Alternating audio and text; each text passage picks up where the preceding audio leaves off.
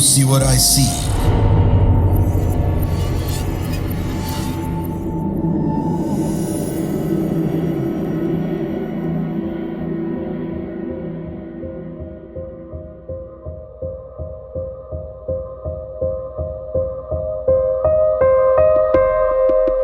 Halo, ini cerita pertama saya yang saya kirimin di Do You See What I See.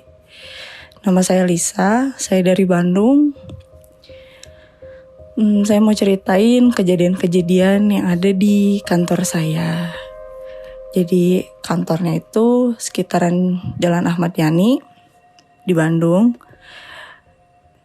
Ini kantornya sih nempatin bangunan tua, bangunan zaman Belanda gitu. Tapi itu dari luar sih memang tampaknya agak horor. Tapi kalau di dalam sih udah dibagusin gitu, udah enak. Kantor ini bangunannya 4 lantai. Di kantor ini juga cuma ditempatin sedikit orang, cuma 13 orang. Selama 5 tahun ini cuma 13 orang dan orangnya gak ganti-ganti. Di lantai 1 itu untuk parkiran motor sama nyimpan beberapa barang-barang bekas. Di lantai 2 ini office, dapur, sama ruang TV, ruang meeting. Di lantai 3 itu ada tempat istirahat buat OB atau karyawan gitu. Buat nongkrong-nongkrong, ngopi-ngopi di atas di lantai 3. Lantai 4 itu ada ruangan bos, tapi jarang ditempatin. Nah di lantai 3 sama lantai 4 ini jarang lah anak-anak nongkrong di sana. Karena di lantai 2 di office itu juga udah ada balkon buat ngerokok, buat ngopi di sana. Nah, aku mau ceritain kejadian waktu tahun 2017. Kejadian 2017 ini masih siang. Masih jam 4 sore atau jam 5 sore. Pokoknya matahari masih ada lah gitu, masih cerah. Itu ada 1, 2, 3, 4, ada sekitar 6 orang di kantor karena masih siang. Yang 2 orang ini shift pagi. Shift pagi ini lagi main game di belakang, di ruang meeting. Nah, yang 4 orang lagi ini masih ada di office. Terus ada 2 orang yang di office karena shiftnya udah selesai nih, shift pagi sekitar jam 4, mereka pulang. Sisa 4 orang. Nah 2 orang yang main game itu masih ada di belakang, deket dapur, deket ruang meeting lah, dia lagi main game. Mereka ngedenger suara dari lantai 3, dari pintu luar balkon lantai 3 itu dia denger ada yang buka pintu. Nah temen tuh nanya, Aldi, mana denger gak ada suara pintu di atas? Apa jangan-jangan ada tukang bangunan ya di atas gitu, dia tanya. Ali jawab, iya orang dengar, nanti kita cek ya ke atas, katanya gitu. Beres gamenya, mereka cek ke atas. Tiba-tiba pas di atas, mereka lihat ada tangan. Tangan tuh lagi mau ngeraih pintu. Padahal itu selang waktunya udah agak lama ya dari dia main game sama mau ngecek pintu tuh. Tapi dia ngelihat ada tangan megang ke pintu gitu. Gak sempet mereka lihat wujudnya, mereka udah lari langsung ke bawah. Guys katanya, dia ada maling deh kayaknya di atas nih. Terus kita panik, kita kaget, kita ambil apa aja gitu, ambil sapu, ambil gunting, ambil penggaris gitu, udah siap-siap aja mau ke atas. Mau takutnya kalau emang benar maling gitu. Dan saya juga udah siap-siap mau telepon polisi sama telepon bos saya gitu karena takutnya di atas benar ada maling. Begitu kita mau ngecek ke atas, baru 2 langkah dari lantai 3 nih, baru 2 langkah. Tiba-tiba pintu kamar tempat buat istirahat dan nongkrong anak-anak itu tiba-tiba bunyi cek. Itu kaget banget, semua orang pada turun ke bawah, kita panik, kita telepon bos. Bos saya telepon kuli bangunan sama telepon mas-mas tukang bersih. Dia datang, terus ngejelasin ke kita, oh itu udah biasa teh, itu sih biasanya yang anak kecil, kalau enggak yang ibu-ibu yang suka diem di tangga, dia bilang gitu. Nah, ini kejadian yang kedua. Sekitar tahun 2018. Jadi ada teman saya namanya Vera. Dia lagi tidur di atas karena dia beres shift malam kan.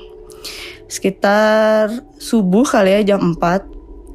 Dia istirahat di atas karena kan kalau pulang jam segitu takut juga ya, banyak begal gitu. Lagi tidur nih. tiba-tiba itu ada kaca kan, di kamar itu tuh ada kaca. Kacanya tuh diketuk bener-bener jelas. Kaget dong.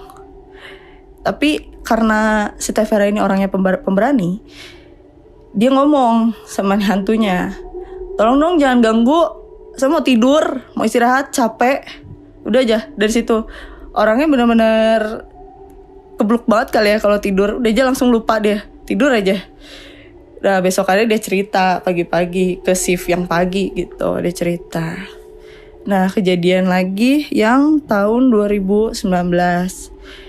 Ini kejadiannya dua-duanya berhubungan dengan pintu. Jadi ada Vera, ada Aldi di situ. Mereka pagi-pagi sekitar jam 4 subuh, ya samalah beres shift malam juga. Lagi asik nih nongkrong juga di dapur di belakang dekat ruang meeting. Tiba-tiba pintu yang di arah mau ke office itu kan ada lorong, arah ke office itu ada pintu. Pintunya itu berat karena di balik pintunya tuh kalau kalian tahu tuh ada pemberatnya gitu loh. Jadi kalau pintu kebuka tuh bisa nutup lagi gitu. Itu kan pintu dari nutup ya.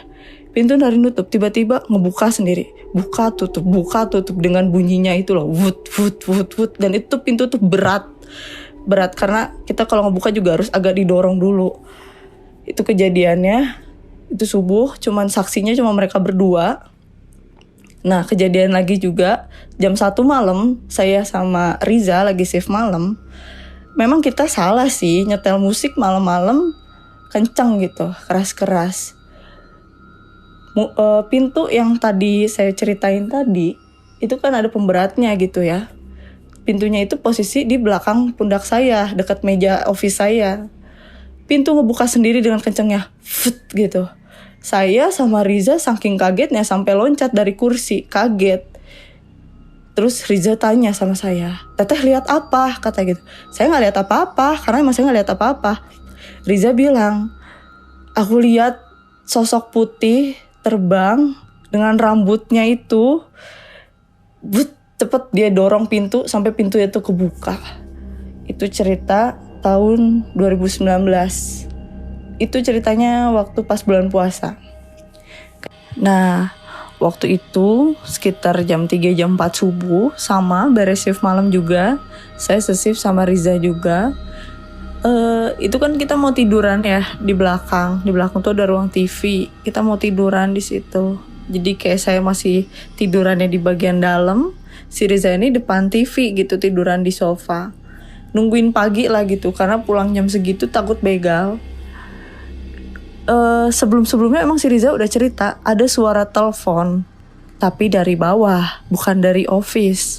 Satu-satunya telepon yang aktif itu cuman ada di office, di meja saya aja. Telepon yang dia lain itu nggak ada telepon. Ada di bawah bekas ruang resepsionis, tapi itu udah nggak aktif dan udah dicabut juga si kabel itunya tuh, kabel teleponnya itu udah dicabut dan udah berdebu tebal gitu ya. Riza itu ngedengar suara ada yang telepon sekitar jam 3 subuh. Saya nggak hiraukan itulah, saya abaikan itu. Tidurlah, baru juga ngelenyap lah gitu ya, tidur. Beres shift malam, tiba-tiba kita dengar ada suara orang langkah pak pak pak pak dari arah tangga. Aku juga masih ngehirauin tuh, ada suara itu masih biasa aja, nggak terlalu takut. Pada saat itu TV itu ada nyetel, TV apa yang lagi aktif tuh. Aduh saya nggak tahu ya nama channelnya apa, tapi kayak ada promo-promo barang-barang elektronik gitu. Kan biasanya kalau yang kayak gitu ada backsound suara telepon gitu kan, ceritanya ada orang yang pesan atau ada orang yang nanya-nanya gitu. Saya pikir itu suara dari TV, tapi TV itu lagi di mute, lagi di mute. Karena kita mau tidur berdua karena capek banget abis shift malam. Ada telepon bunyi, tapi dari lantai bawah. Itu gimana ya? Kagetnya setengah mati. Begitu saya yang ngedenger sendiri itu saya baru percaya. Saya langsung dong panggil Riza. Riza, kayak kita udah harus cabut sekarang deh. Bener, kayak kita harus pergi. Udah disuruh balik. Yaudah yuk kita balik. Akhirnya kita balik deh. Kita cabut langsung balik deh. Udah selesai dari situ. Nah, karena setahun ini ya, dari tahun 2020 sampai 2021 ini pandemi, jadi banyak anak-anak kantor yang lebih memilih WFH.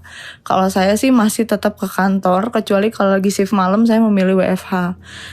Karena jarak apartemen saya, jarak rumah sama kantor itu kan nggak begitu jauh lah. Bahkan apartemen saya juga kalau saya mau ke kantor tinggal jalan kaki. Saya lebih memilih kerja di kantor tetap gitu. Meskipun saya sendirian, saya harus sendirian, saya tetap ke kantor sendiri-sendiri juga. Yang saya rasain selama hampir setahun itu gangguan hantu di kantor itu nggak ada, ke saya sih nggak ada, aman-aman aja lah saya rasanya. Kadang saya kalau di kantor sendirian ditemenin sama suami, kadang juga ada teman kantor yang kerja di kantor juga karena ada saya, ada temennya.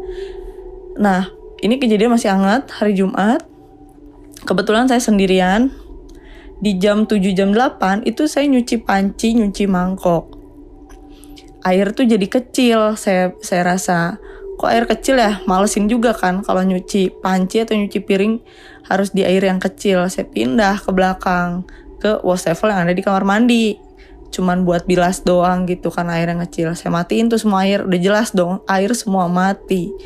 Beres bikin Indomie, saya masuk lagi ke office, saya kerja lagi sampai jam 9, saya ke air. Niatnya udah ke air terakhir, mau cabut lah gitu, beres kerja, udah mau cabut mau pulang. Lagi mau tutup komputer, lagi mau matiin PC, di belakang saya dengar keran air nyala deres dua-duanya, kamar mandi sama yang di dapur. Kaget dong. Tapi di situ saya masih mikirnya berusaha buat positif, berusaha buat nenangin diri supaya nggak takut, nggak kaget gitu. Tenang, nggak ada apa-apa kok. Saya berusaha nenangin diri aja. Udah gitu, beres saya mau matiin TV, saya ambil jaket, ambil helm, ambil tas.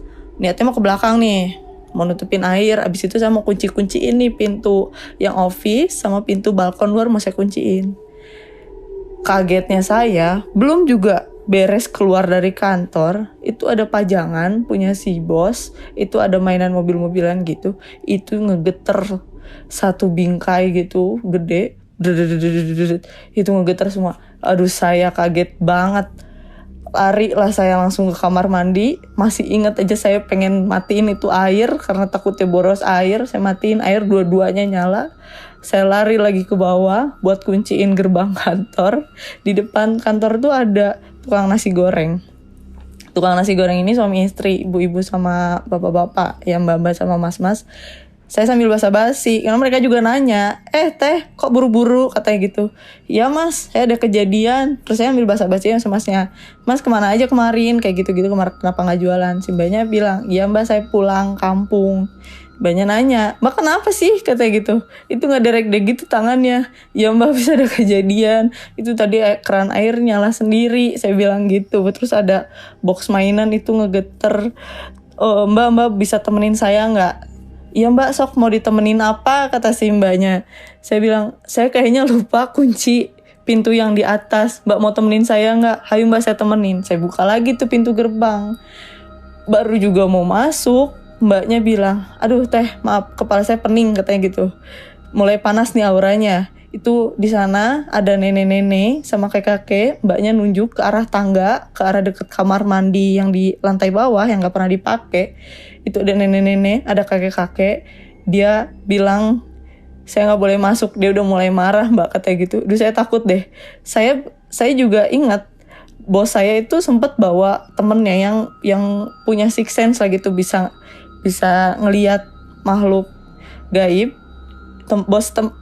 Temennya bos saya ini bilang, di sini ada sosok ibu-ibu udah tua, dia nempatin tangga deket kamar mandi bawah. Dan ternyata emang bener. Dan kakek-kakek yang dilihat sama si mbak ini, kata si mbaknya wujudnya tuh kayak gede gitu, hitam, tapi itu kakek-kakek gitu. Saya kaget, dari situ males juga ya buat nerusinnya karena masih shock, masih ngegeter juga tangan saya. Karena saya baru ngalamin lagi kejadian setelah setahun.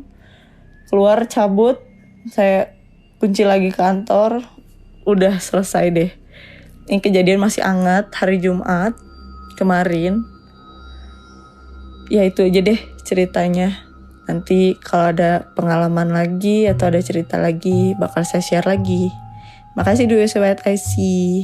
See you.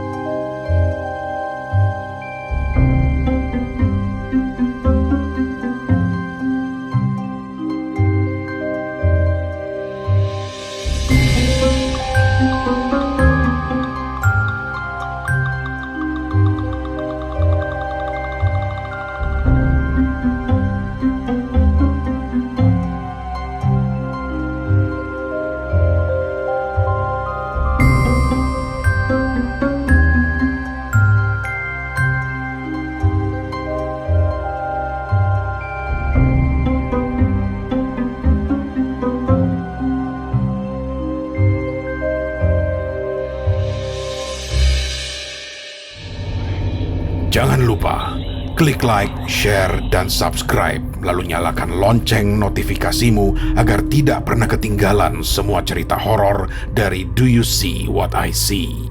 Kamu juga punya pengalaman horor? Kirim ke podcast.ceritahoror@gmail.com podcast.ceritahoror@gmail.com